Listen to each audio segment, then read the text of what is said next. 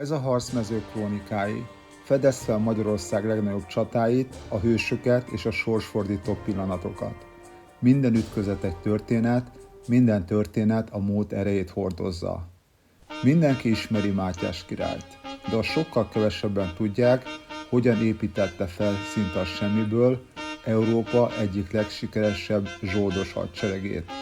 Kezdjük a legelején. 1458-ban járunk. A fiatal Hunyadi Mátyást a Duna jegén választják királlyá. Egy olyan időszakban, amikor az ország 3 irányból is rendszeres támadásoknak volt kitéve. Délen a hatalmas Oszmán Birodalom rendszeres porcázásokkal zaklatja az ott élőket, északon a cseh husziták fosztogatnak, nyugaton pedig a német-római császár acsarkodott, aki kétségbe vonta Mátyás legitimitását, mivel a Szent Koronát a Habsburgok őrizték gyakorlatilag zálogként Bécsújhelyen. A korábbi katonai rendszer, a nemesi bandériumok rendszere csak akadozottan működött. Papíron akár 50 000 katonát is ki lehetne állítani, de ez nem igazán sikerült. Mivel a bandériumok csak akadozva érkeztek, rosszul voltak felszerelve, és minél hamarabb mentek is volna haza. Nem voltak alkalmasak hosszú ostromokra vagy nagyobb hadjáratokra. Fegyelem tekintetében is hagytak kívánni valót maguk után. A nemesek gyakran saját érdekeik szerint cselekedtek, és nehéz volt egységes parancsnoki rendszert fenntartani. Mátyás korán felismerte, hogy ilyen haderővel képtelenség megvédeni az országot. Ha valóban sikeres akar lenni, akkor hivatásos katonákra, olyanokra, akik abból élnek, hogy harcolnak, akik télen-nyáron a rendelkezésére állnak, ha cseng az arany az erszényükben. Megvette tehát a legjobb huszita kapitányokat, Jan Liskát és František Hágot, embereikkel együtt. Velük együtt átvette a szekérvár használatát. Hogyan kell 3-400 vasalt harci szekeret összeláncolni, árkokkal körbevenni, ami mögül kézi fegyverekkel és ágyukkal harcoltak, ami pedig meglepően jól működött páncélos lovagok ellen, amolyan igazi mozgóerőd volt. Ez azonban nem volt elég. Szükség volt támadó egységekre is. Így a sereg ökle a nehéz lovasság lett. 2-3 ezer páncélos lovag, akik lemezvérttel, sodronyinggel, lándzsával, pallossal és buzogánnyal harcoltak. Rohamuk azonban elsöprő volt, megremegett alattuk a föld is. Felszerelésük viszont nagyon drága. Összehasonlításul egy kisebb birtok vagy több jobbágy éves jövedelmével volt összemérhető. A nehéz lovasságot jól kiegészítették a huszárok. 5-6 ezer magyar könnyű lovas, páncél nélkül, szablyával és pajzsokkal felszerelve. Gyorsak voltak, alkalmasak felderítésre, portyázásra, ha kellett elvágták az ellenség utánpótlását, és a menekülő ellenséget is ők éltük utol, és kaszabolták le. Ezen felül szükség volt a megbízható gyalogságra, akik nagyméretű pavéze pajzsokkal élőfalat alkottak, és feltartóztatták az ellenség rohamát. Mögöttük helyezkedtek el a svájci pikások, 5 méteres lándzsákkal meg tudták törni a lovas rohamot, az ellenség gyakorlatilag felnyásolta magát a pikákon. A Mátyás a legmodernebb fegyvereket is előszeretettel alkalmazta. A német arkebúzosok szakállas puskái közelről képesek voltak átütni vékonyabb részeken a lovagi páncélt is, mellettük fontos szerepet kaptak a szerszámíjászok, akik jól bevált és megbízható tűzerőt jelentettek. E 4 fegyvernem együtt igazi húsdarálót alkotott. A pajzs védett, a pika szúrt, a puska és a szerszám élőt, ami elavulttá tette a hagyományos lovagi hadviselést. Ráadásul mindezek együtt működtek a nehéz és könnyű lovassággal. Mátyás azt is felismerte, hogy komoly tüzérség nélkül nem lehet igazán hatékony hadseregről beszélni. Ezért öntődőjében ágyúkat öntetett, és a hadserege nagyjából 100 ágyút rendszeresített. Ha a fekete sereg egy vál alá érkezett, a tüzérség először szétlőtte a falakat, ami megkönnyítette az ostromot a katonáknak. Európában sehol másod nem létezett ilyen kombináció.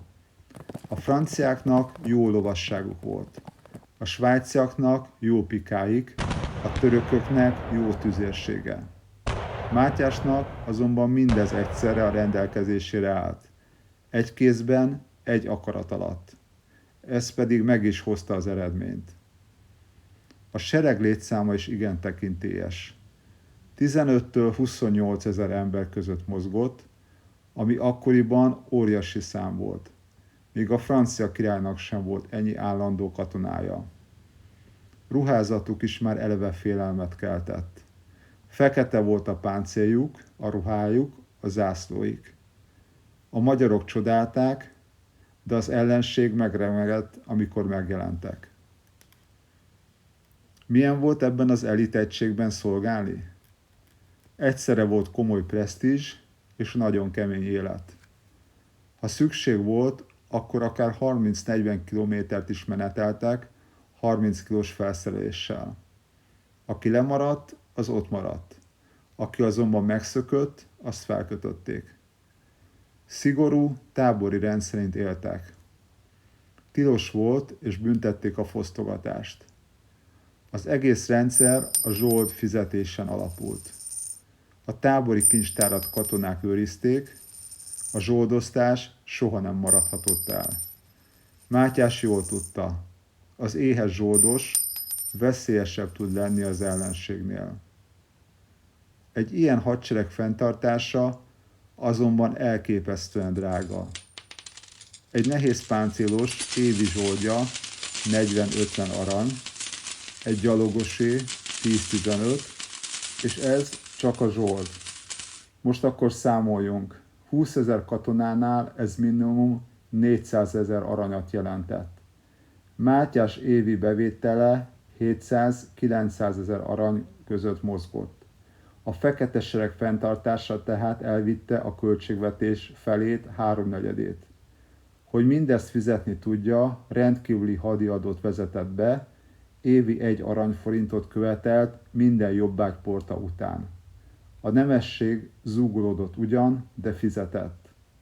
Emellett volt bevétele különböző monopóliumokból, vámokból, füstpénzből, még a püspökök és egyházi intézmények is fizettek időnként adót Mátyásnak. Uralkodása kezdetén még nem mindig működött tökéletesen a katonai gépezete, amikor 1467 telén Hunyadi Mátyás serege kelet felé fordult, Moldova irányába. A cél világos volt. Rendre utasítani a mind önállóbbá váló Nagy Istvánt, és helyreállítani a Magyar Királyság tekintélyét a határvidéken. A moldvaiak a saját terepükön jól szervezetten és felkészülten várták a magyar sereget. Az ellenség inkább kerülte a nyílt ütközetet, és kisebb rajtaütésekkel támadott. A tél kegyetlenül hideg volt, az utak járhatatlanok. A terep minden lépésnél a védőknek kedvezett. A harcok Baija környékén csúcsosodtak ki, ahol a fagy, a sár, a szűk utcák és a meglepetésszerű támadások egyaránt próbára tették Mátyás hadát. Elfoglalták Baija városát, és ott vertek tábort, de ez csak látszólagos siker volt. Nagy István éjszaka csapott le rájuk. A rajtaütés zűrzavaros és kegyetlen volt. A sötétben mindenki csak a saját életéért küzdött. A harc közben Mátyást 3 nyílvessző is eltalálta. Sebesülése súlyos volt, de nem halálos. Testőrei kimentették a káoszból, és sikerült rendezett visszavonulást szerveznie. Ezután soha többé nem indított támadást Moldába. viszont levonta belőle a kellő tanulságokat, és a későbbi hadjáratai már sokkal szervezettebbek voltak. A fekete sereg is ekkor kezdett igazán professzionális, állandós zsoldos hadsereggé válni. A husziták a 15. században magyar területeken többször is portyáztak, de miután leverte őket, figyelme a gazdag és stratégiailag fontos cseh területek felé irányult. Hosszú háborúskodás után megszerezte Morvaország, Szilézia és Lausitz területeit. Mátyás egy erős közép-európai monarchiát akart építeni, és ehhez a cseh koronára is szüksége volt. Prágát ugyan soha nem tudta bevenni, viszont fő célját elérte. 1469-ben a katolikus cseh rendek őt választották ellenkirálynak. A cseh területek megszerzésével Mátyás már komoly közép-európai hatalommá vált. Fokozatosan terjeszkedett nyugat felé is, még végül Bécset is körbezárta, elvágta utánpótlási vonalait, uralta a környező erősségeket. Az ostrom hónapokig tartott. Egészen addig, míg a nélkülöző, kimerült város 1485. június 1-én egyszerűen megnyitotta kapuit előtte. Mátyás győztesként vonult be, harmadik Frigyes császár pedig szégyenszemre menekülni kényszerült. Bécs így magyar kézre került.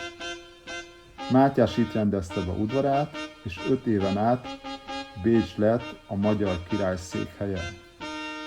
A korszakhoz képest viszonylag rendezett hatalomátvétel történt, nem pusztították el a várost, és igyekeztek működő közigazgatást fenntartani.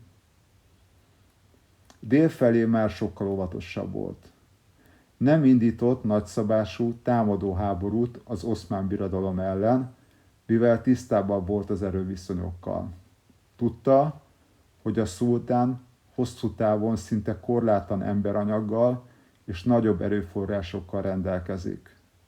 A Magyar Királyság önállóan nem lett volna képes kiszorítani a törököt a Balkánról, ezért Mátyás inkább a magyar területek védelmére koncentrált. Bár egyes kritikusai szerint feleslegesen osztotta meg erejét a nyugati háborúkkal, és inkább a török elleni háborúra kellett volna koncentrálnia. Uralkodása idején azonban több jelentős török elleni győzelemmel sikerült megerősíteni az ország déli határait. Fejlesztette a végvárak rendszerét, ütköző államokat és bánságokat épített, gyors mozgású hadsereget tartott fenn, és büntető hadjáratokkal próbálta visszatartani a törököt a magyar betörésektől. Uralkodása idején a Duna vonala biztonságban volt. Egyik korai sikere a boszniai hadjárat 1463-ban. Ennek kiváltó oka az volt, hogy második Mehmed, vagy ahogy sokan nevezik, hódító Mehmed lerohanta Boszniát. A bosnyák királyság nagyon gyorsan összeomlott. A királyt kivégezték. A várak nagy része elesett. Az oszmánok mélyen benyomultak a térségbe. Ez a Magyar Királyság számára rendkívül veszélyes volt, mivel Bosznia ütköző állam szerepét játszotta. Elvesztése pedig megnyitotta az utat a déli magyar határ felé. Mátyás ezt nem hagyhatta annyiban. Ostrom alá vette Jajca várát, tüzérséggel ágyúzta, és fokozatosan elszigetelte a török védőket. A tér közeledte különösen nehézzé tette a hadműveleteket, mivel Lajca egy erős hegyi vár volt. A kitartó ostromnak azonban a török helyőrség nem tudott ellenállni, és feladta a várat. Ennek eredményeképpen Bosznia visszaszerzésével fontos ütközőzónát nyert a délvidéken. Több mint egy évtizeddel később, 1476-ban Mátyás egyik legismertebb török ellenes hadjárata Szabács várának visszafoglalása volt. Itt mutatkozott meg igazán, mire is képes a fekete sereg. Szabács a török végvárrendszer egyik legerősebb pontja volt a Száva partján. Kőfalakkal, palánkkal, valamint vízzel körülvett erődített vár volt, amit klasszikus ostromra terveztek. A tüzérség 30-40 ágyúval folyamatos, váltott ütemű tüzeléssel támadott, ami akkoriban ritkaság volt. Nehéz ágyúkat használtak falrombolásra, kisebb bronzágyúkat a gyorsabb tüzelésre, valamint taraszkokat is, amelyek lövedékei ívelt röppályán csapódtak be a várba. Ezek hatására a falak több helyen megrepedtek, omlani kezdtek, és a törökök kénytelenek voltak visszavonulni a belső erődítésekbe. A tüzérség nem csak a falakat rombolta le, hanem szétlőtte a bástyákon álló lövészeket, megsemmisítette a török tüzérséget, és felgyújtotta a vár egy részét is. Amikor a vár gyakorlatilag védhetetlenné vált, Mátyás kiadta a parancsot a rohamra. A tüzérség ekkor résnyitó tüzet nyitott, fedezte a rohamozó gyalogságot, és szétlőtte a török ellentámadásokat. Tüzérség nélkül az ostrom hetekig, hónapokig tartott volna, a veszteségek is sokkal nagyobbak lettek volna, és a törökök könnyen felmentő sereget is kaphattak volna. Szabács bevétele után Mátyás presztízse nagyot nőtt, és igazolta azon erőfeszítéseit, hogy a modern hadseregnek megfelelő ágyúkkal kell rendelkeznie. Pár évvel később, 1479-ben Ali bég vezetésével nagy létszámú török akindzsi sereg tört be Erdélybe. Pusztították a falvakat, sok zsákmányt és foglyot is ejtettek, akiket később az oszmán rabszolgapiacokon szerettek volna értékesíteni. A magyar vezetés azonban ezt nem hagyhatta büntetlenül. Amikor a török had vonult vissza dél felé, Báthordi István Erdély-Vajda támadta meg a betolakodókat. A legenda szerint Kinizsi Pál a legjobb időben friss csapatokkal érkezett, és oldalba támadta a törököket. Ez fordította meg véglegesen a csatát. Az ütközetben a nehézlovasság és a gyalogság megfelelő együttműködése döntőnek bizonyult. Ez ugyan nem pusztán a fekete sereg sikere volt, mert a magyar nemesi bandériumok, erdélyi csapatok, szerb és más délszláv harcosok is részt vettek a csatában. Katonailag nagyon fontos győzelem volt, mivel megsemmisítette a betörő oszmán sereget, és ez a jövőben is visszatartó erőt jelentett hasonló hadmozdulatok ellen, valamint jól bizonyította a végvári rendszer működőképességét. A sereg legfontosabb vezérjék között több idegen nemzetűség is szolgált, mégis a vezérek közül a legnagyobb magyar volt. Kinizsi Pál, a Molnár legényből lett Temesi István, aki legendásan 2 karddal harcolt, és rajongtak érte a katonái. A fekete sereg történetében a fordulat 1490-ben következett be. Mátyás 47 éves korában váratlanul meghalt Bécsben. Törvénytelen fia, Korvin János nem lehetett király, így nem volt, ki tovább vigye az örökségét. A nemesek inkább egy gyenge királyt ültettek a trónra, második Ulászló személyében, akit könnyű volt irányítani, és így végre megszabadulhattak a feleslegesnek ítélt hadi adótól is. A sereg fenntartásához szükséges források így hamarosan elapadtak. A fekete sereg sorsa ezzel megpecsételődött. Korábbi rendezett egysége megbomlott. Sokan hazamentek, vagy új urat kerestek maguknak, megint mások Zsolt híján fosztogatni kezdtek. 7000-en közülük Szeged környékén sáncolják el magukat. A rablóbandává züllött egykori elitkatonák központjának felszámolását a sereg egykori vezérére bízzák. Kinizsi Pál nem tehet mást, és 1494-ben csapataival veri szét őket. Igazán tragikus sors a 15. század legütőképesebb hadseregének. A fekete sereg azért tűnt el, mert az ország nem akar tovább áldozni a saját biztonságára. Nem csapdában bukott el, hanem a kincstárban. Ez a történet nem csupán hadtörténet, hanem lecke a hatalomról, pénzről és hűségről.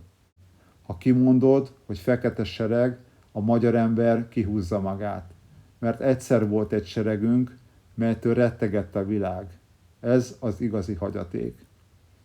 Joggal merül fel a kérdés, mi lett volna, ha Mátyás nem hal meg? Talán császár lesz. Talán Prága, Róma vagy Konstantinápoly is elesik. Talán Közép-Európa központja Buda és Bécs lett volna. De Mátyás meghalt, és vele együtt a sereg is. Mert a fekete sereg maga Mátyás volt. Az akarata, a pénze, a zsenie. Ha tetszett ez a videó, lájkoljad és iratkozz fel a csatornámra hasonló tartalmakért.